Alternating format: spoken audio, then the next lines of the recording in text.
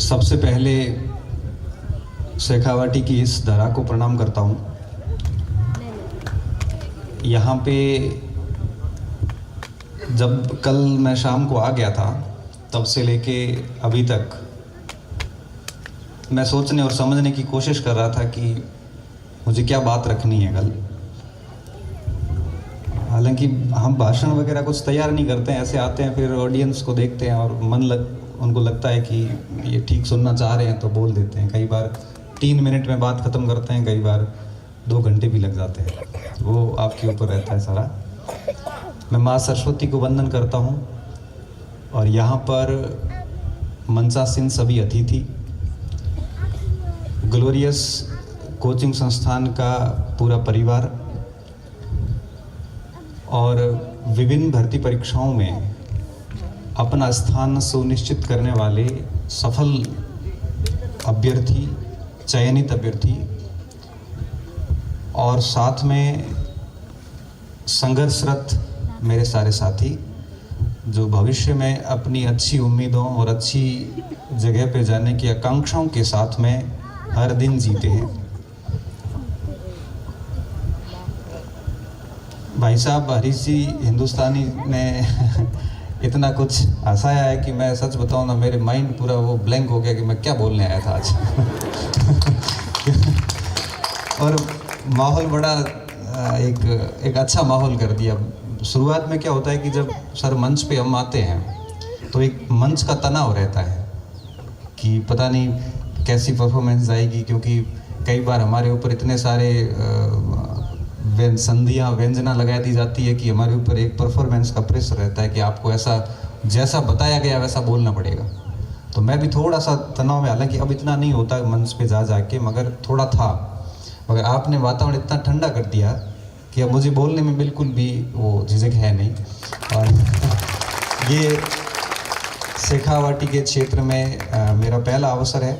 हालांकि मैं आया पहले भी हूँ, मगर एक मार्गदर्शक के रूप में या बोलने के रूप में पहली बार शेखावाटी की धरा पे आया हूँ।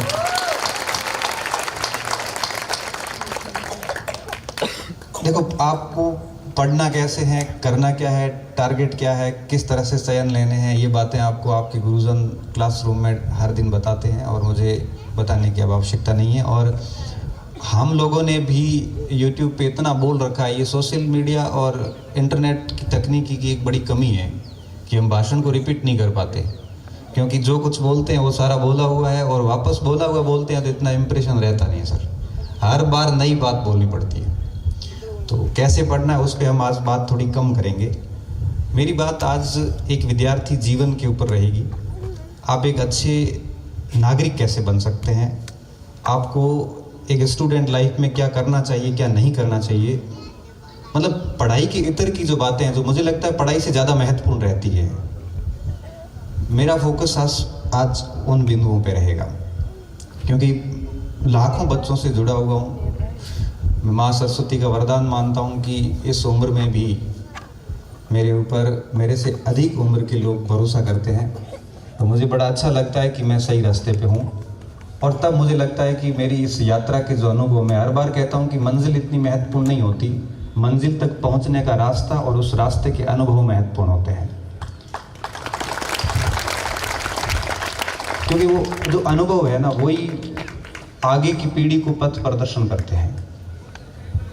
डेल कार्नेगी लिखते हैं ना कि बन सको तो पर्वत की चोटी बने, कईयों के काम आओगे, नहीं बन सकते हो तो देवदार का वृक्ष बने कि किसी को छांव दे पाओगे, देवदार का वृक्ष भी नहीं बन सकते तो झाड़ी बने, अगर आप झाड़ी भी नहीं बन सकते तो घास बने कि जलते हुए पैरों की पगथलियों को ठंडक दे सको, और अगर घास भी नहीं बन सकते हो तो पगडंडी बने ताकि लोग, आने वाली पीढ़ियां आपका अनुसरण कर सके। तो मुझे लगता है कि मंजिल से अधिक चीज़ महत्वपूर्ण होती वो होते हैं रास्ते और उनके अनुभव। तो मैं मेरे कुछ अनुभवों के साथ में बात शुरू करूंगा। ध्यान से सुनना और कोशिश करना कि ये चीज़ें आपके जीवन में हो, तब भाषण का बात करने का कुछ महत्व होता है।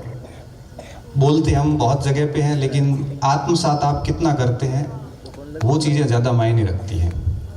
तो दिल से केवल सुनना ही नहीं, बल्कि कई बार तो मैं कहता हूँ बच्चों को कि क्लासेस में होता हूँ तो कहता हूँ कि आंखें बंद करके सुनिए आराम से, ताली भी नहीं बजानी है, क्योंकि ताली बजाते हो तो आप थोड़ा सा आपका ध्यान डाइवर्ट होता है, फिर वो मनोरंजन ज़्यादा होता है और सीखना कम हो जाता है। कई बार मैं क्लासेस के अंदर आंख बंद करवाता हूँ, फिर वो अब शांत हो जाओ सब, आंखें बंद कर लोगे, क्लास में सब मैं बोल देता हूँ, और बच्चे आंखें बंद करते हैं। 2, 5, 10 मिनट में बात करता हूँ, फिर कहता हूँ कि ज़रूर परिवर्तन आएगा कुछ। तो मेरी क्लासेस में ऐसा हुआ है सर, मैं आपको बताऊँ हरीश जी और सारी ग्लोरियस टीम को और सभी शिक्षकों को भी मैं कहना चाहूँगा कि विद्यार्थी जब आपके पास आता है तो एक रॉ मटेरियल होता है, कच्ची मिट्टी होती है, आप उसको कैसा शेप देते हैं उसके ऊपर डिपेंड करता है। तो केवल पढ़ाई नहीं बल्कि इनके जीवन में वो एटिकेट्स भी डालें जो उसके जीवन जीने में बड़े उनको कामयाब सिद्ध करेंगे। तो कई बार बताता हूँ कि क्लासेज में हमारे ऐसे बच्चे आते हैं, खैर नौकरी तो लेके कुछ बच्चे जाते हैं, कुछ बच्चे एक अच्छे इंसान बन के चले जाते हैं। और मैं कई बार कहता हूँ कि मनुष्य और मानव में फ़र्क यही होता है, मानव योनि में सब जन्मे हैं और मनुष्य बहुत कम बन पाए हैं, और मानव से मनुष्य बनने की यात्रा ही जीवन कहलाती है। क्योंकि एक दुर्दांत आतंकवादी, एक अपराधी भी मानव है और स्वामी विवेकानंद जी भी मानव थे।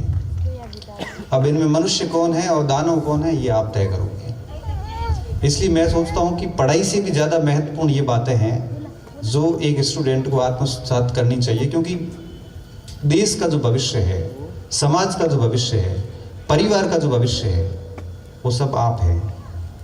और आपका आचरण तय करता है कि आपका परिवार कैसा है, आपका आचरण तय करता है कि आप कैसे हैं, आपका समाज कैसा है, आपका देश कैसा होगा, आपका क्षेत्र कैसा होगा। मैं ऐसे क्षेत्र से बिलोंग करता हूँ जो बाड़मेर जिला मुख्यालय से भी 65 किलोमीटर दूर गडरा तहसील में और पाकिस्तान भारत की सीमा पर स्थित ऐसा क्षेत्र है जो डेजर्ट नेशनल पार्क में आता है, जहाँ पे हम कोई भी काम नहीं कर सकते क्योंकि डीएनपी के कई सारे प्रतिबंध है वहाँ पे। आप शिक्षा और संस्कारों का महत्व समझिए कि उस मारवाड़ क्षेत्र का एक व्यक्ति हमारे से 50 साल आगे के एक क्षेत्र जो शिक्षा नगरी के नाम से जाना जाता है, और वहाँ पे आके अगर अपनी बात रखना है और आपने मुझे वहाँ से यहाँ बुलाया है, तो मुझे लगता है कि आपको इसका महत्व समझना चाहिए कि प्रगति को कभी कोई भौगोलिक बाधाएं या कभी कोई रोक नहीं पाया। मुझे बड़ा अच्छा सा लगा कि मारवाड़ क्षेत्र से, मतलब मेरे को एक बार एक मित्र ने, हम बैठे बात कर रहे थे कि मैंने कहा, उन्होंने कहा यार आप कितने खुश हो जीवन में, क्या टेंशन कुछ नहीं है, छोटी उम्र में नौकरी लग गई, रिजर्व बैंक ऑफ इंडिया से यात्रा शुरू करके कॉलेज शिक्षा में आ गए। मैंने कहा एक टीस रह गई, प्रशासन में जाना था वो जा नहीं पाया। तब उन्होंने एक लाइन कही मुझे, वो भी एडीएम है और अभी किसी मंत्री के सेक्रेटरी हैं। मैंने कहा गुरु मैं एक बात बताता हूँ, वो राजपूत है और हम ब्राह्मण हैं, पुरोहित है, तो वो बाड़मेर में जनरली हमें गुरु ही कहते हैं। हम भले पढ़े हैं, भले नहीं पढ़ा है, तब भी हमें वो गुरु ही कहते हैं। मैंने कहा गुरु आप जिस गांव से आते हैं, जिस क्षेत्र से आते हैं, वहाँ से दिल्ली के गलियारों तक पहुँचना और वापस जयपुर के गलियारों से होते हुए कॉलेज में पढ़ाने के लिए आपको सरकार के द्वारा नियुक्त करना ही अपने आप में उपलब्धि है। क्योंकि वहाँ से मुझे अच्छे से याद है कि दिन में 3 या 4 बसें आती है, जहाँ पे लाइट 2000 के बाद आई है, टीवी हमने 2008-9 के बाद देखे हैं, पानी के लिए हमारी बहनें और हम तांबेड़ा लेके 3-3 किलोमीटर दूर जाते थे। जब हमने ऐसी सारी चीज़ें बहुत बाद में देखी हैं, उसके बावजूद भी अगर आप इस जगह पहुँचे हैं तो मुझे लगता है कि इससे बड़ी उपलब्धि की आपको टीस रखनी नहीं चाहिए। मैं स्टूडेंट को डेली कहता हूं कि थोड़े गहरे बनिए। गहरे बनने का क्या मतलब होता है?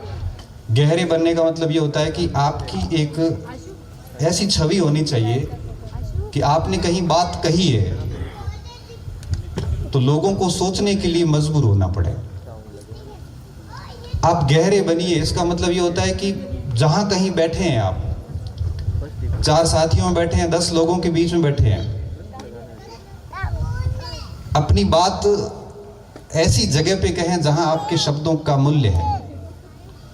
मैं कई बार इस चीज़ का भुगत भोगी हूँ, क्योंकि ऐसे मन का भोला हूँ, कहीं भी कुछ बात बोल देता हूँ और फिर 4-5 लोग जो पास में होते हैं वो उस बात को सुनते हैं और सुनने के बाद उसको उसमें इंटरेस्ट ब्याज वगैरह सब लगा के और उस बात को आगे जाके बोल देते। तब मैं कई बार स्टूडेंट रहता हूँ कि अपने कहीं पे कुछ बोला मत करो, मन में रखा करो और परिणाम के सहारे आप जवाब दीजिए। बस शांत रहिए, किसी को कुछ मत कहिए। आप जितना कम बोलोगे उतने आप गहरे होते जाएंगे, आपकी छवि एक अलग होती जाएगी। अर्थशास्त्र में एक गोसेन हुए थे, गोसेन के 3 नियम आते हैं, 2 तो हमारे काम के नहीं है, तीसरा हमारे काम का है। गोसेन का तीसरा नियम कहता है कि अपनी वैल्यू बढ़ाने की पहली जो शर्त है वो है आपका कम होना। अर्थात आप हर जगह अगर सुलभ होते हैं, आप हर जगह बोलते रहते हैं, आप हर जगह बिना फालतू बातें करते रहते हैं, आप हर जगह उपस्थित रहते हैं, तब आपकी कोई वैल्यू नहीं होगी। अगर आपको अपनी वैल्यू बनानी है तो अपने आप को कम कीजिए, हर जगह बोलना बंद कीजिए, हर जगह आप जाना बंद कीजिए, हर जगह आप अपनी बात रखना बंद कीजिए।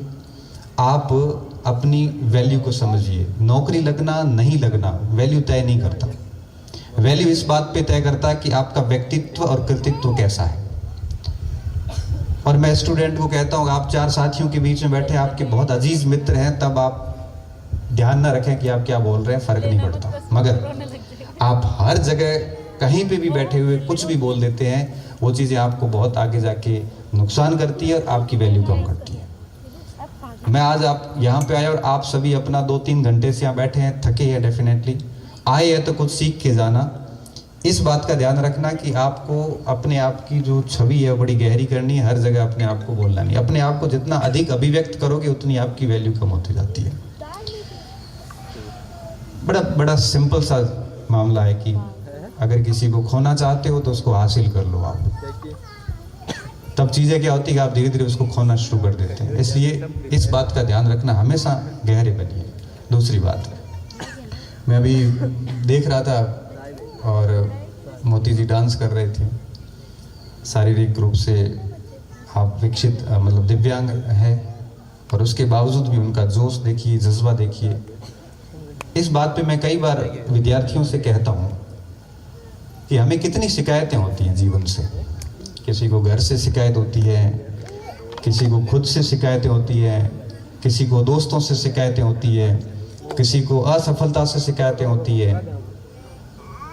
मैं ये कहता हूँ कि ईश्वर ने व्यक्ति को इतना पूर्ण बनाया है कि वो किसी भी शिकायत का समाधान स्वयं कर सकता है। इसलिए हमें किसी से शिकायती मोड पे कभी नहीं रहना चाहिए। किसी शिक्षक से पढ़ रहे हैं, कोई कमी लग रही है, शिकायत मत करो, बस ठीक है आप उसको देख लो। घर से कोई समस्या आ रही है, शिकायत मत करो आप, क्योंकि आप किसी के साथ रह रहे हैं, शिकायतें मत करो। जितनी अधिक शिकायती मोड में रहेंगे आपकी छवि बड़ी नेगेटिव होती जाती है और ऐसी नेगेटिव छवि हो जाती है कि व्यक्ति आपसे बात करना भी पसंद नहीं करता, क्योंकि बात करते लगेगा कि शिकायत होगी कोई न कोई। बहुत प्रयास कीजिए कि किसी से शिकायतें ना करें। कोशिश कीजिए कि जो शिकायत है उसका समाधान आप स्वयं ढूंढिए और समय के साथ बड़े बड़े घावों का भी समाधान हो जाता है। कई बार पुराने दुख दर्द याद आते हैं और हमें याद आता है कि जब कभी हम संकट में थे, उस समय उस समस्या से निकलने के लिए शायद रोए होंगे, परेशान हुए होंगे। 5 साल बाद वही समस्या को जब वापस सोचते हैं तो हंसी आती है कि किस बात के लिए रो गए थे, क्योंकि जीवन में जैसे जैसे आगे बढ़ोगे समस्याएं और बड़ी आती जाएगी। आज जो समस्या है उससे कई गुना आगे भारी समस्या आएगी और पिछली समस्या आपको कुछ भी नहीं लगेगी, वो लगेगा कि कोई कुछ था ही नहीं, हो तो बड़ी सामान्य चीज है। इसलिए छोटी छोटी बातों की शिकायतें कभी नहीं करें। मैं कहता हूं कि अगर आगे बढ़ना है तो आप मिरर लेंस को देख के आगे नहीं बढ़ सकते, पीछे के कांच से देख के कभी आगे नहीं बढ़ा जा सकता। आगे बढ़ने के लिए आगे देखना पड़ता है। जब आपको मोटिवेशन की कमी होती है या आपको आगे देखना होता है, जीवन में आगे जाना होता है, तो आपसे जो ऊंचे लोग हैं उनसे कंपेयर कीजिए और जब दुखी होते हैं तब पीछे मुड़ के देखिए कि आपसे ज़्यादा हालात खराब वाले लोग भी इस दुनिया में हैं। किसी के हाथ नहीं है, किसी की आँख नहीं है, किसी ने इस सुंदर सृष्टि को देखा नहीं है क्योंकि दृष्टि नहीं है, किसी ने अपने माँ बाप की आवाज़ नहीं सुनी है क्योंकि उनके कान में श्रव्य शक्ति नहीं है, किसी ने खेल कूद में कभी भाग नहीं ले पाया क्योंकि शरीर पूरा नहीं है। कोई ऐसे व्यक्ति भी हैं जिनके बचपन में माँ बाप का साया उठ गया, उन्होंने माँ बाप की शक्ल तक नहीं देखी। अस्पताल में जाके देखोगे तो कई लोगों की हालतें बड़ी खराब हो रखी है। मुझे लगता है कि जब आप दुखी होते हैं तब पीछे देखिए थोड़ा और उनसे तुलना कीजिए कि आप कितने बेहतर हैं, कि कम से कम आप उनसे बेहद ठीक है। और जब आप उन लोगों की स्थिति देखोगे तो आप अपने आप को ठीक पाओगे।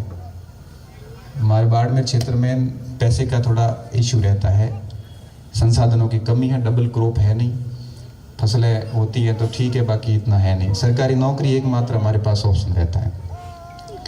तो कई बार बच्चों के पास फीस नहीं होती, तो हम देखते हैं कि वो बच्चे सुबह 3 बजे उठते हैं, मंडी में जाते हैं, गाड़ी भरते हैं, गाड़ी भरने के 250 से 300 रुपये मिलते हैं और हर दिन ये कार्य करते हैं सुबह 3 से लेके सुबह 6 से 7 बजे के बीच में।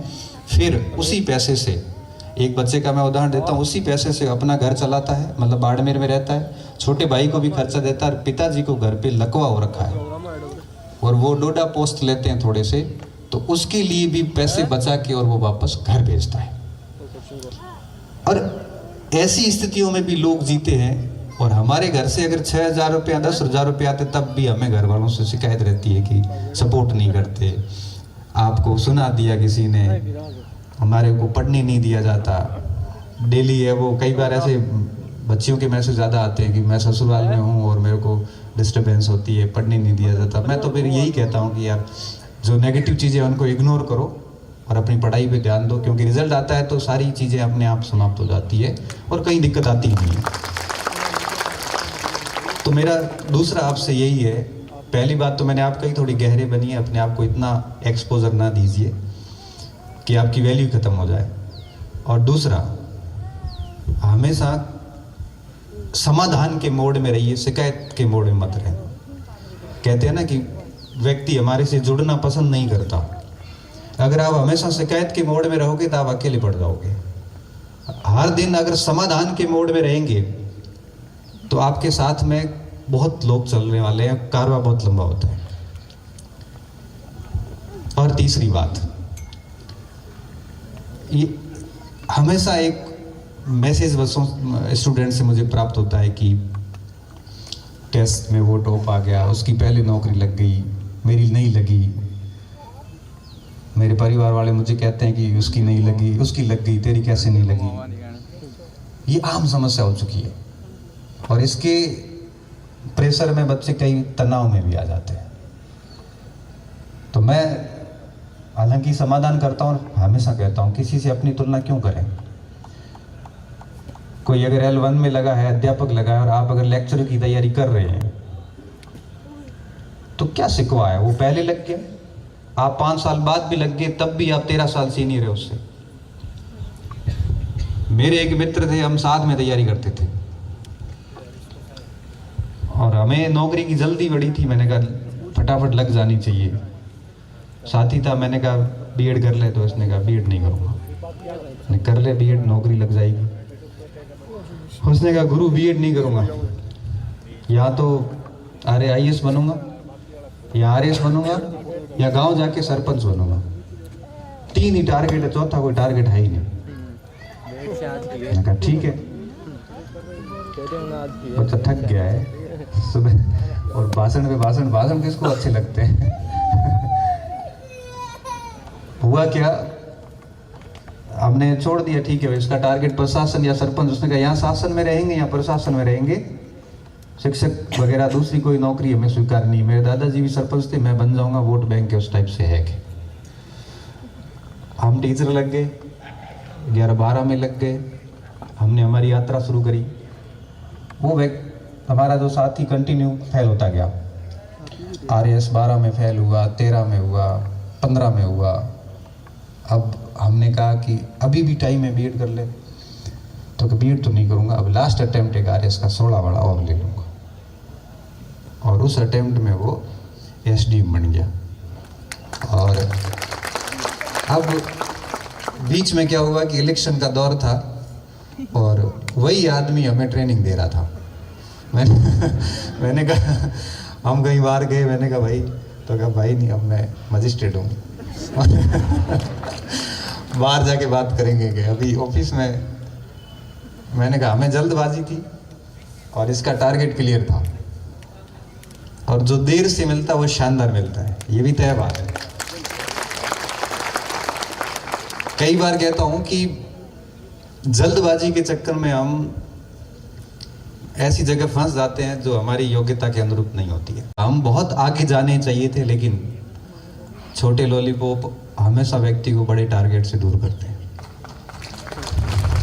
थोड़ा सा अंदर धैर्य रखिए, कोई लग रहा है तो लगने दीजिए, अंदर मन में रखिए कि समय अपना आएगा और जबरदस्त आएगा। दो लग रहे हैं तो और लगने दीजिए, अच्छी बात है, पार्टी में जाइए उनकी भी, पर मन में गहराई रखिए कि वक्त डेफिनेटली आएगा। वो माँ सरस्वती पे भरोसा रखिए और मेहनत और बढ़ाते जाइए। और साथी लग गए, आप फिर रह गए, कोई इश्यू नहीं। घर वालों ने खर्चा देना बंद कर दिया, कोई इश्यू नहीं है। आप 2-4 घंटे अपना काम भी कर सकते हैं, ट्यूशन भी पढ़ा सकते हैं। आत्मदीप भव, महात्मा बुद्ध कह गए कि व्यक्ति के अंदर इतनी क्षमताएं होती है कि वो अपनी हर समस्या का समाधान स्वयं कर सकता है, उसको किसी के पास जाने की आवश्यकता नहीं है। और फिर जो आपको मिलेगा ना, वो जिंदगी भर आपको सुकून देगा। और हर उस व्यक्ति को जवाब देगा जिसने अंगुलियां खड़ी करी थी। इसलिए कहता हूं कि बस मेहनत करते जाइए, पीछे मुड़ के मत देखिए कि होने वाला क्या है। जैसा कि भाई साहब ने कहा, लिखा हुआ वही होगा, नियतिवादी बात की थी आपने, लेकिन मैं भी नियतिवादी हूं कि आप कहां जाने वाले हैं ये आपको भी नहीं पता, लेकिन मैं कर्म प्रधान नियतिवादी हूं। ऐसा नहीं है कि आप चुपचाप बैठे रहो और फिर कहो कि जो नियति में है वो मिल जाएगा, ऐसे नहीं मिलेगा।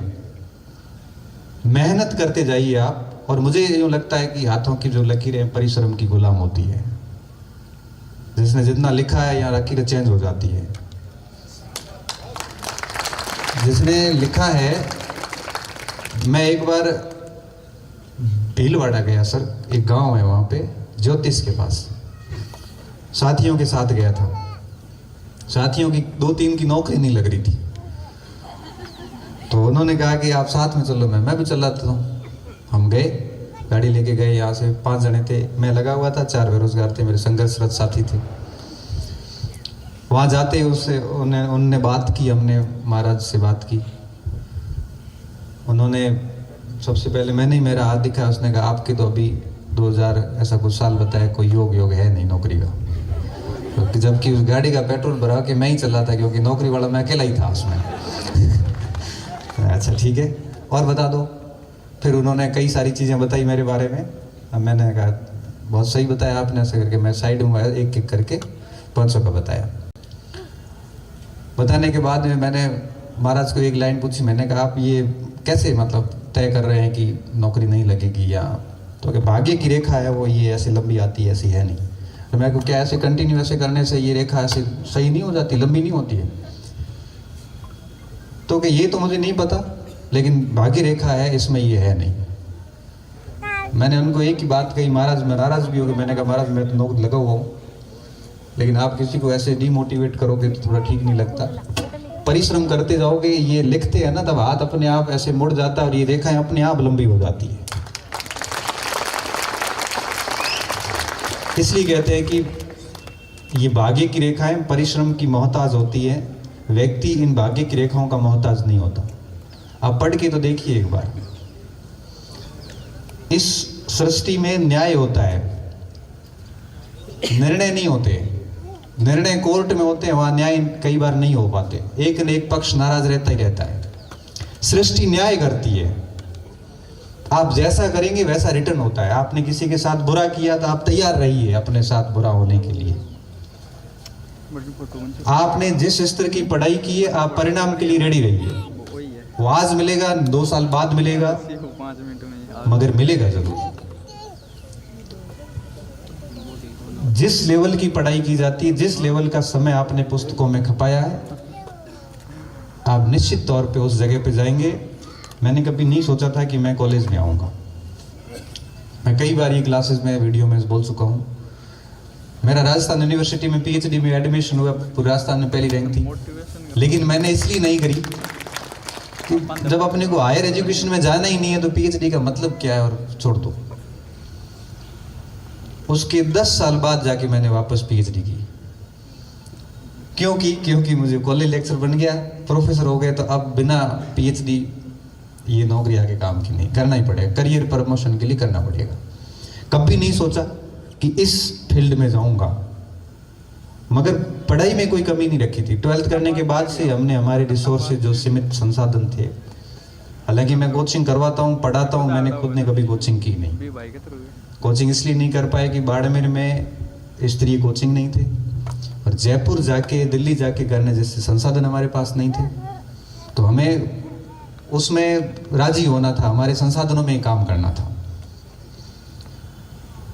और पढ़ाई उस लेवल की थी कि 2009 से सरकारी यात्रा शुरू करी, महज 20 साल की उम्र में, और अभी तक अनवरत रूप से जारी है। न जाने कितने डिपार्टमेंट चेंज किए, और अब डिपार्टमेंट चेंज करने का कोई मूड नहीं है। अब सिर्फ पढ़ाने का मन करता है। खूब पढ़ता हूँ। आज भी बच्चों को कहता हूँ कि आप, बच्चे कहते हैं सर सफलता का राज क्या है आपका। कभी कभी ऐसे लाइट मूड में होते हैं तो क्लास में पूछते हैं। मैं को राज जैसा तो कुछ है नहीं, मगर इतना मुझे पता है कि पिछले 15 साल लगभग, मैं बता दूं, मुझे याद नहीं है कि मैंने किस दिन पढ़ाई नहीं की। 15 साल हो गए मैं लगातार पढ़ रहा हूँ। किताबें मेरे पास रहती, मेरी गाड़ी, अभी आप जाके देखोगे तो उसके पीछे की सीट पे भी 3-4 किताबें पड़ी है। क्यों पढ़ रहा हूँ मुझे खुद को नहीं पड़ता, पर पढ़ता हूँ। ये जो कंसिस्टेंसी है, ये जो एक कंटिन्यूटी है, नियमितता और निरंतरता, ये पिछले 15 साल से रही है। बेटा आपकी रही है तो क्या नहीं, तो कैसे लगेगा? आप 4 महीने पढ़ने के बाद कहते हो अब हमारी नौकरी कब लग रही है। 4 महीने में होता क्या है? 1 साल पढ़िए, 1-1.5 साल दम लगा के पढ़िए, फिर अपने को हर प्रश्न का जवाब स्वयं मिलता है। और मैं कहता हूं कि जिसके मस्तिष्क में बहुत सारे प्रश्न उठ रहे हैं, जिसके दिमाग में बहुत सारी शंकाएं उठती है कि सिलेक्शन होगा कि नहीं होगा, क्या होगा, कैसे होगा, मुझे लगता है उसकी पढ़ाई में बहुत कमी है। और जिसने बहुत ज़बरदस्त तरीके से पढ़ाई शुरू कर दी है, उसके दिमाग में कभी भी शंकाओं से भरे हुए सवाल कभी पैदा नहीं होते। क्योंकि ये पढ़ाई ऐसी एक कंसेप्ट है, एक ऐसा ऊर्जा का उपयोग है कि मन के हर प्रश्न को, हर डाउट को खत्म कर देता है, और बड़ा धैर्य से पढ़ता जाता है। जैसे जैसे ज्ञान बढ़ता जाता है, व्यक्ति चुप होता जाता है। बस उसको सुनना अच्छा लगता है, सुनाना ज़्यादा अच्छा नहीं लगता। और अगर वो 4 शब्द भी बोल गया ना, तो सामने वाले मुरीद हो जाता है, क्या कितनी प्यारी बात कहती। जैसे जैसे अध्ययन बढ़ता जाएगा, आप अकेले पढ़ते जाओगे, आपका ग्रुप बदलता जाएगा, आप उन लोगों से दूर होते जाओगे जिसकी धरातल पर कोई अस्तित्व नहीं है। सुंदर हो जाता है व्यक्ति, पढ़ पढ़ के व्यक्ति सुंदर हो जाता है। उसके चेहरे पर एक अलग टाइप की एक रोशनी आती है। उस लेवल की जब पढ़ाई होती है ना, तो नौकरी आपके पीछे भागती है, आपको उसके पीछे नहीं करना पड़ता।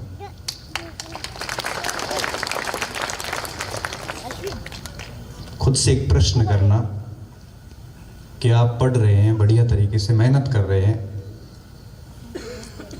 आप हमेशा अपने आप से प्रश्न करिए, हर रात को करिए, जब भी सोते हैं तब करिए कि क्या जिस उद्देश्य से आप आए हैं, आज के दिन उस उद्देश्य को प्राप्त करने के लिए मैंने कितने प्रयास किए। आप साथियों के साथ थड़ी पे बैठ के चाय पीते पीते और दोस्तों के रूम में जाके 6 घंटे बिगाड़े हैं, या अपने प्लान के मुताबिक 6 टॉपिक पढ़े हैं। अगर रात को सोते वक्त आप इस बात की समीक्षा हर दिन करेंगे तो मैं आपको बताऊं कि अगर आप दिन बिगाड़ के आए हैं पूरा, तो रात को ठीक से नींद भी नहीं आएगी। क्यों? ये सोच के कि क्या मुझे घर वालों ने इसलिए भेजा है, क्या वो अपनी खुशियों को सैक्रिफाइस करके हर महीने पैसे इसलिए भेज रहे हैं कि मैं यहाँ पे आके समय बर्बाद करूं। हर दिन आप अगर एक रात को सोते वक्त ये समीक्षा करेंगे कि आज के दिन का मैंने क्या यूटिलाइज किया है, अगर आपका एक दिन भी बिगड़ेगा ना, उस रात आपको ठीक से नींद नहीं आएगी और आप धीरे धीरे अपने में सुधार करेंगे। और अगर आपके रात को जब समीक्षा कर रहे हो उस समय दिमाग में ये आता है कि आज जितना कर सकता था उससे अधिक मैंने पढ़ाई कर ली है, बड़ी सुकून भरी नींद आती है उस रात को, और अंदर से लगता है कि मैं बहुत ठीक तरीके से काम कर रहा हूं और बहुत सही रास्ते पे चल रहा हूं। बस इतनी सी बात ध्यान रखनी होती है कि आप अपने टाइम को कितना प्रोडक्टिव यूज करते हैं। बर्बाद तो नहीं कर रहे कहीं। समय को बर्बाद किया तो वो समय आपको वापस उससे अधिक बर्बाद करेगा, क्योंकि वापस लौट के नहीं आता कभी। 25-27 साल उम्र होती पढ़ने की, बढ़िया चीजें याद होती हैं, घर का पूरा सपोर्ट होता है, और धीरे धीरे क्या होता है कि ये समय चला जाता है। मन में एक बड़ी गलत फहमी रहती है कि हर दिन ऐसा ही रहेगा, जबकि हर दिन ऐसा नहीं होता। कभी ऐसा दिन उगता है कि सब कुछ बदल जाता है। घर से पैसे आने बंद हो जाते हैं और जो आप सोच रहे थे वैसा कुछ नहीं होता। हमारे एक साथी थे, बड़ी अच्छी तैयारी थी और असिस्टेंट कमांडेंट का फिजिकल था। रेलवे स्टेशन के आगे एक्सीडेंट होता है और पैर फ्रैक्चर हो गया। अब फिजिकल था तो फ्रैक्चर हुआ, तो फिजिकल से तो सीधा आउट है।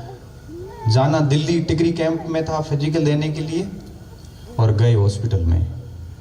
वहां से वो बंदा डिप्रेशन में चला गया, क्योंकि चयन के बहुत नजदीक आके वो दूर हो गया। अब वो साथी बाद में हमें बड़ा ऐसे फील भी होता था कि दिव्यांग कोटे से बाद में नौकरी लगा, शिक्षक बना। उसने जीवन में कभी ये सोचा नहीं होगा कि जिसने 3 तारों के सपने सजाए हो, वो व्यक्ति दिव्यांग कोटे में आखिर में जाके L2 का एक टीचर बनेगा। वो व्यक्ति जीवन में अब संतुष्ट भी नहीं है। फिर उसके बाद वही नशे पते, क्योंकि जब व्यक्ति जीवन में या तो बहुत अधिक संतुष्ट होता है या बिल्कुल संतुष्ट नहीं होता, तब नशे की ओर गमन करता है। बहुत अधिक संतुष्ट होने के बाद में कुछ बचता नहीं है, तब वो गलत रास्तों पे जाने की संभावनाएं बढ़ जाती है। और या बहुत अधिक असंतुष्ट होता है, तब अपने गम को दूर करने के लिए कई बार नशों पतों की तरफ चला जाता है। और ऐसे कई दोस्तों का हमने हमारे आंखों के सामने पतन देखे हैं। इसलिए कहता हूं कि हर दिन समान नहीं होता। आज का दिन अच्छा है, जरूरी नहीं कल का दिन अच्छा हो। मैं तो उम्मीद करता हूं हर दिन ही अच्छा हो, लेकिन नियति ने क्या तय कर रखा आपको किसी को नहीं पता। इसलिए कहते हैं कि घर वालों ने आपको भरोसा करके जब यहाँ भेजा है पढ़ने के लिए, तो आप एक एक दिन ही क्यों, उसके अंदर एक एक मिनट को यूटिलाइज कीजिए। हर एक घंटे का हिसाब रखिए। जैसे पहले के लोग पैसे का हिसाब रखते थे, मुझे अच्छे से याद है, जब मैं कॉलेज में पढ़ता था तो मुझे 500 रुपये दे के पापा भेजते थे, और वापस उसमें से 360 रुपये हॉस्टल की डाइट थी, 140 रुपये बचते थे, और घर जाते हिसाब पूछते थे, बेटा 140 का क्या किया। मुझे कोई मतलब नहीं है कि तूने खर्च किए, भले किए, लेकिन मुझे पता होना चाहिए तूने कहाँ खर्च किए। किताब पे किए, कॉपी पे किए, कपड़ों पे किए, शूज लिए, क्या लिया। मुझे अब समझ में आ रहा है कि वो हिसाब इसलिए नहीं था कि वो कंजूसी कर रहे थे या अपने बच्चों की इच्छाओं को, उनकी जो एक होती है, उनको ख़त्म करने की कोशिश नहीं थी, बल्कि वो इसलिए कर रहे थे कि कहीं ये बच्चा पैसे लेके कहीं गलत आदतों में तो नहीं डाल रहा है। क्यों गलत करोगे तो आपके पास हिसाब नहीं होगा। वो बात मुझे अब समझ में आती है कि पैसे का हिसाब इसलिए ज़रूरी था। वो 150 रुपये कोई मायने नहीं रखते थे, लेकिन उस हिसाब के डर में हम कभी भी उसकी चॉकलेट भी कहते थे 2 रुपए की चॉकलेट खाई। 8 रुपए की दूध की थैली थी तो 2 रुपए चॉकलेट दे दी उसने, कोई बात नहीं खाई तो। लेकिन हिसाब होना चाहिए आपके पास। जिस तरह से पैसे का हिसाब अगर मांगा जाता था, आप सोचिए कि टाइम कितना वैल्यूएबल है, उससे कहीं अधिक वैल्यूएबल है। हमारे पास टाइम का हिसाब नहीं है। इसलिए आज की इस जनरेशन के विद्यार्थियों को मैं कहता हूं कि सुबह से शाम तक अपने समय को ऐसा यूटिलाइज कीजिए कि आपके पास हिसाब होना चाहिए कि आप कहाँ उसको खर्च कर रहे हैं। ये नहीं है कि आप भूगोल पढ़ते पढ़ते थक गए हो तो कोई बात नहीं, आप अच्छा उपन्यास पढ़ लो, कोई फर्क नहीं पड़ता। आप किसी अच्छे विद्वान का कोई लेक्चर सुन लिया, आपने किसी YouTube पे जाके कोई बढ़िया क्लास देख ली जो जीवन दर्शन की बात थी या कोई अच्छे इंटरनेशनल इश्यूज की बात थी, ये सारा काम यूटिलाइज है इन सब से। कि आप शहर में या फालतू के कामों में अपना समय खराब करो, उससे बेहतर ये था कि आप 1-1.5 घंटे का कहीं भाषण सुन लेते, कोई 4 चीज़ें सीखने को मिलती। क्योंकि जैसा सुनते हैं वैसा बोल पाएंगे आगे जाके, जैसा पढ़ते हैं वैसा लिख पाओगे आप। इसलिए कहता हूं कि अगर आप समय को यूटिलाइज करोगे तो धन भी यूटिलाइज होगा, और धन समय दोनों अगर यूटिलाइज होता है तो जीवन अनुशासित होगा, और अगर जीवन अनुशासित हो गया तो परिणाम देखते ही देखते मिलेंगे। आपको परिणाम से कोई वंचित नहीं करेगा, और आपको ये पूछना भी नहीं पड़ेगा, और आपको ये कहना भी नहीं पड़ेगा किसी को भी कि परिणाम कैसे मिलता है। आप खुद बताओगे कि परिणाम कैसे मिला।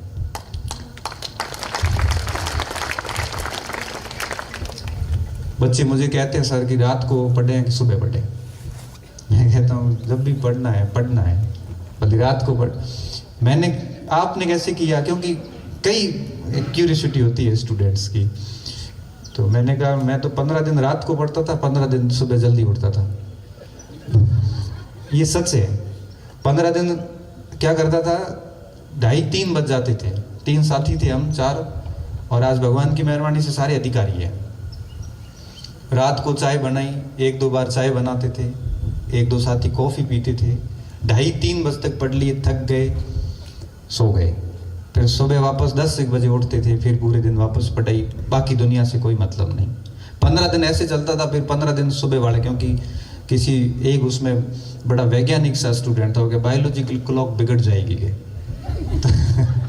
बायोलॉजिकल क्लॉक बिगड़ेगी तो अपन अब 15 दिन सुबह का काम करते हैं।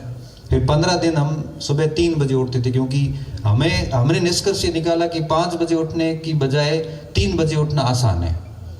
क्योंकि नींद की दूसरी शिफ्ट 3:30-4 बजे शुरू होती है, पहली शिफ्ट 3-3:30 बजे खत्म होती है। उस जगह उठ जाओगे तो ठीक है, नहीं उठे और दूसरी शिफ्ट में घुस गए तो फिर 8 बज जाती है। तो हम क्या करते थे, 3 बजे के आसपास उठ के ब्रश करने के लिए थोड़ा घूमे, नींद उड़ जाती थी, स्नान करके बैठ गए, 10-11 बजे तक पहली शिफ्ट मार के फिर पहले दिन को सो वाले कुछ भी करो, अपना सुबह सुबह का 6 घंटे का हो गया। ऐसा शेड्यूल हमारा कोई 3-4 साल रहा, टाइट शेड्यूल रहा है। और इसी का परिणाम होता था कि IAS प्री देने गए वो भी पास, RS देने गए तो वो भी पास, मेंस दे के आए वो पास। मतलब फेल होने की जैसे कोई सुना ही नहीं किसी से। हालांकि हम हमेशा ये तैयार रहते थे कि व्यक्ति रिजल्ट के बाद में सफलता को पचाने के लिए रेडी बैठा है, उसने प्लानिंग कर रखी है, असफलता के बारे में सोचा भी नहीं उसने। और जो व्यक्ति असफलता के लिए जो तैयार है वो न तो तनाव में जाएगा, न कभी डिप्रेशन जैसे ये शब्द उसके जीवन में आएंगे। सोच रखा था फेल ही होंगे, इससे ज्यादा तो क्या होगा, और मेहनत करेंगे। परीक्षा देते आते रघुनाथ कहता था कि अब भाई अगली परीक्षा कौन सी है, तो अगली ये है, सिलेबस क्या है, अलग क्या पढ़ना है, आज से शुरू। अब वो दूसरा रिजल्ट आएगा तब देखेंगे, पास हुए तो ठीक है, नहीं तो 7 महीने से तो हो ही रहे थे। और आज की जनरेशन क्या करती है, एक परीक्षा देके 6 महीने रिजल्ट का इंतजार करती है, फेल होती है, 6 महीने को बर्बाद हो गए, अब कॉन्फिडेंस आएगा कहां से। जबकि हमें अच्छे से याद है कि परीक्षा देते ही दूसरे दिन अगली परीक्षा कौन सी टारगेट करनी है, 2 दिन तय करो, किताबें लो और उसका काम शुरू कर दो। पीछे वाला रिजल्ट आएगा, पॉजिटिव आएगा तो बूस्ट मिल जाएगा, नेगेटिव आएगा तो अपर बूस्ट मिलेगा। फेल हो गए, अब और कोई ऑप्शन नहीं, थोड़ा और पढ़ना पड़ेगा। और ऐसे करते करते मेरे जैसे व्यक्ति ने, जिसको ठीक से न तो गणित आती थी, न कोई इंग्लिश आती थी, न कोई ठीक से विज्ञान आती थी, बड़े रट रट के काम चलाया, और आर्ट्स के सब्जेक्ट बहुत ढंग से तैयार करे, क्योंकि कहीं तो कंपनसेट करना पड़ेगा, आपको क्षतिपूर्ति तो करनी पड़ेगी। छठी क्लास में हमारे इंग्लिश शुरू हुई थी, तो हम तो मेरा नाम भी GS लिखता था, क्या पता गलत चला जाए, स्पेलिंग पूरी नहीं थी हमारी छठी क्लास में। करंट सही बता रहा हूँ, ये मेरे साथ है, मेरे मित्र है, साथ में आए हम दोनों। हमारी अंग्रेजी छठी क्लास से शुरू हुई थी गाँव में, तो नहीं आती थी, लेकिन नहीं आती थी तो अब इसका रोना तो नहीं रो सकते कि नहीं आती है। अब उपाय क्या है? उपाय यही है कि उसको ठीक करो, और ठीक करने के लिए उपाय यही है कि काम करो उस पर। 6 महीने 7 महीने अंततः वो विषय आपका होके रहता है, आप जाएगा कहाँ।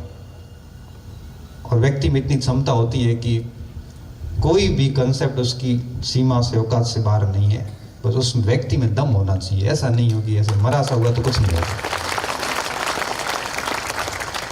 चाहे कंपटीशन हो, चाहे दुनिया की रेस हो, चाहे खुद से लड़ाई हो, क्योंकि व्यक्ति कई बार खुद से संघर्ष करता है।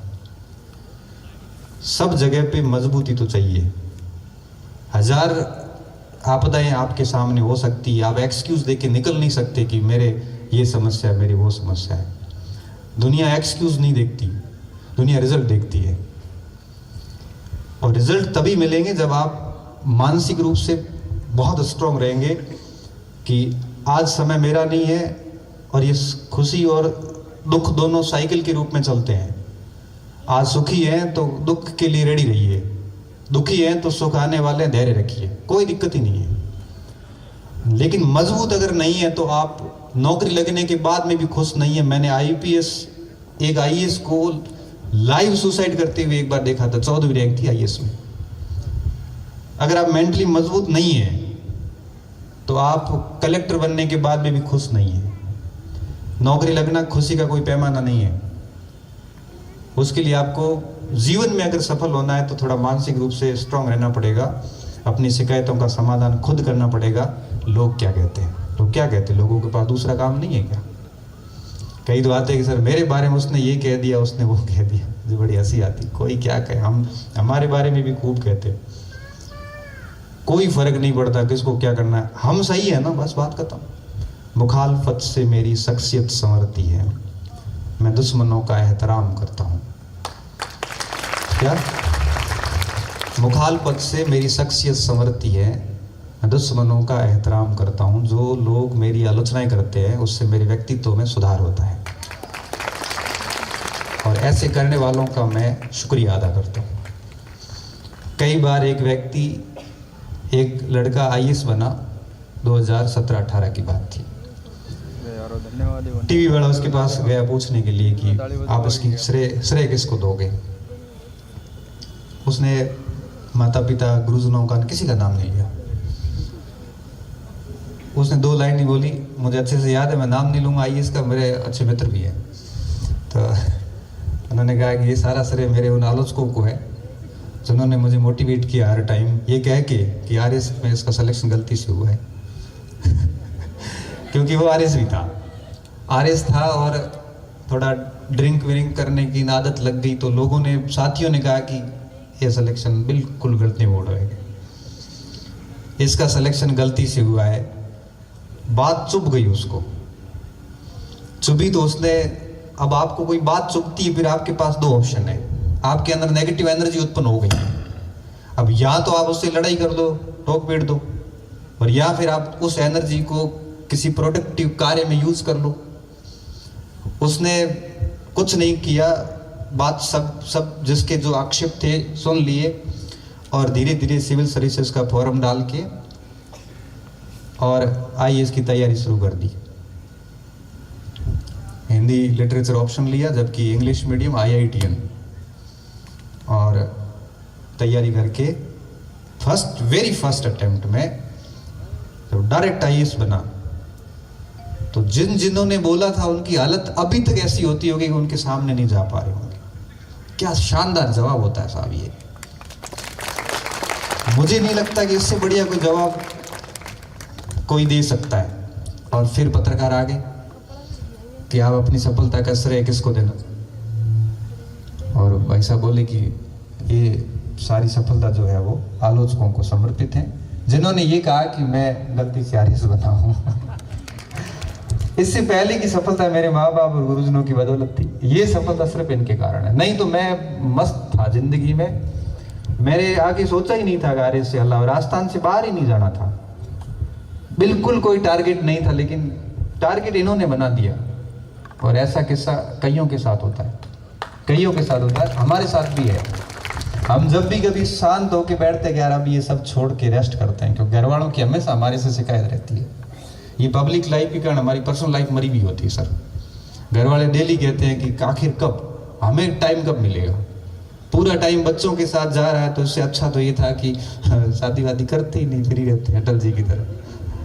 हमेशा उनकी ये शिकायत रहती है, फिर भी हम समझाते हैं कि बस 1-2 साल और। लेकिन तभी कोई न कोई ऐसा तत्व पैदा होता है जहाँ कुछ सुनने को मिल जाता है, फिर सोचते हैं अच्छा ठीक है अब थोड़ा और ये करेंगे, और ऐसे करते करते मैं यहाँ तक आ गया।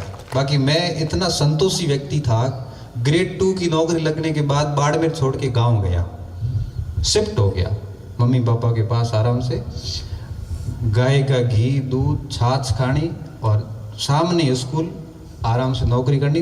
2 साल वहीं रहा, किताबें विताबें छोड़ दी, फिर वही बात वापस। सर की बातचीत को रोचकता और तथ्य देने के लिए सर मैं निवेदन करूं, ये सत्य ही है, पब्लिक जीवन बड़ा हो जाता है तो फिर पर्सनल जीवन खत्म हो जाता है। ऐसे रखते हैं। हमारे भी एक कवि सम्मेलन आई है, आज गुवाहाटी, आज हैदराबाद, आज जमाना में 20-22 रात ना हुआ सर कवि सम्मेलन। गांव में भी हुआ तो लोग खानो वाणो खा 8-9 बजे यार जमे गुवाड़ में, रात में 2 बजे ताई चाले, शहरा में भी रात में चाले। माने कव्या ने जावा बड़े माड़ा और साफा मोटा लिफाफा, फ्लाइट की यात्रा, पर घराली बहुत दुखी रहे सर। बा भगवान ने ओळमो दे, 2 पंक्तियां को आनंद आ जाए तो सर की पीड़ा भी समझिए। मां मारे घराली भगवान ने कहे भली करी रहे राम जी, ठाडी करी रहे राम जी, राछो दीन्यो बींद और रातू तो रोतो फिरे, दिन में काटे नींद। और सर नींद की भी बताने स्थिति बताऊं, हमारे सीजन आवे ओड़ी की 15-20 दिन लगातार ही जागा, फ्लाइट सुबह की लिया, सुबह रही 1000-1500 रुपया सस्ती पड़े, चेक इन जल्दी करनोरिया, तो बब आए पानी पी ले सर बीच में। मैं इतनी देरों में शेखावाटी में आया तो मैं सोचूं आगे आराम भी पड़ेगा, तो जब नींद की स्थितियां हो जाए, उतरना हुआ ग्लोरियस सर आगे चला जावा बगियार, पाछा गाड़ी घुमावा रही का नींद भी जानी हो, नींद हो जाए रातों नींद भी जानियो, रा भी क्या की नींद, और लोग भी नणी लेगा सूत्यो रह को। तो इसलिए सर टेम श्री आपने घर भी संभालना पड़ेगा। नहीं इतनी स्थिति हमारी खराब नहीं है, हमारे हम हॉस्टल लोग हैं, छुट्टी के बाद में फ्री है, ठीक है। तो सर ने या मेरी बात से अब खुद ने पॉजिटिव लागू जी।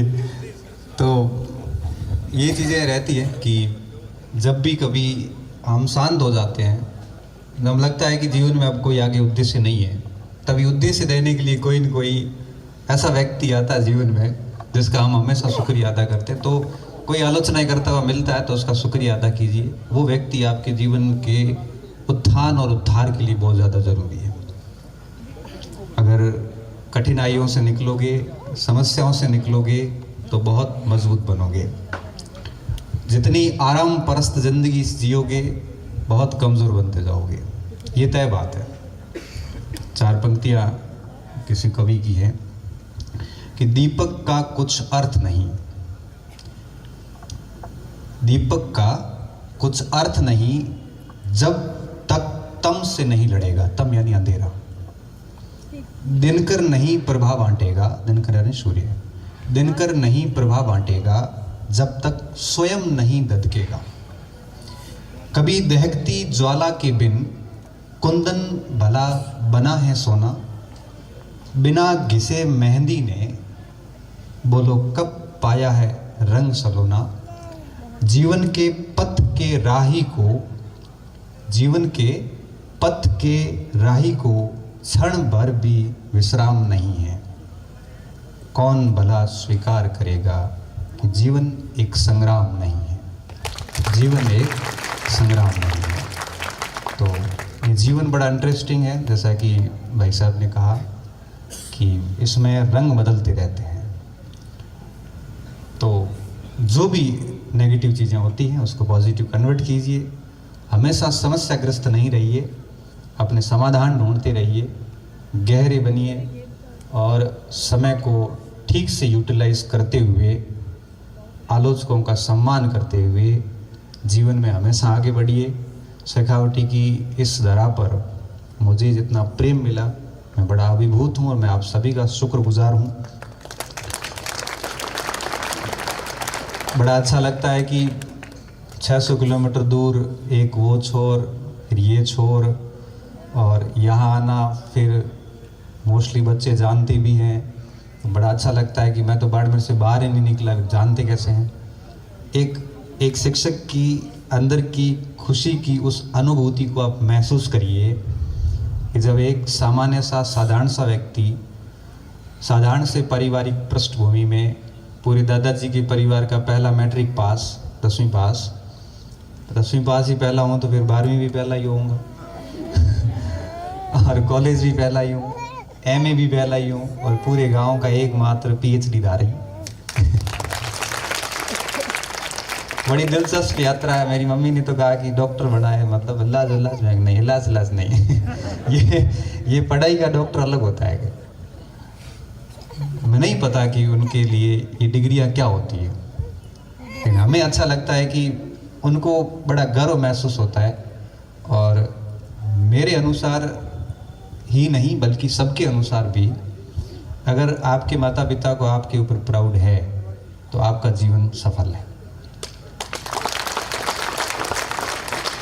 और अगर आपके कारण वो परेशान है या आंसू हैं दुख के, खुशी के हो तो अलग इश्यू है, अगर आपके कारण उनकी आंखों में दुख के आंसू हैं तो आपका जीवन असफल है। चाहे आप कलेक्टर हो, चाहे आप मंत्री हो, अगर आपके माँ बाप आपके कारण दुखी है, मन में ये सोच रहे हैं कि इसको क्यों पैदा किया, तो आपका जीवन की सारी प्रगतियाँ जो है वो शून्य है। इसलिए खूब काम कीजिए, मेहनत कीजिए और अपने माता पिता की खुशी का कारण बनिए, अपने समाज, परिवार और क्षेत्र की अच्छी पहचान बनिए। और साथ में लास्ट में यही कहूँगा, आत्मदीप भव, अपना प्रकाश खुद बनिए, किसी में भी अपने समाधान ना ढूंढिए, खुद के समाधान खुद ढूंढिए। लास्ट में लगे ना कि अब समाधान नहीं हो सकता, तब मेरे जैसे को मैसेज कर देना, क्या पता आपसे थोड़ा वाइड एक्सपीरियंस है तो शायद समाधान आराम से निकाल सकते हैं। बहुत बहुत धन्यवाद आप सभी का और बहुत बहुत धन्यवाद। फिर कभी शेखावटी की धरा पे अवसर मिलेगा तो बड़े हंसते हंसते आएंगे, क्योंकि पहला एक्सपीरियंस बड़ा शानदार था। पुनः धन्यवाद। बहुत बहुत धन्यवाद।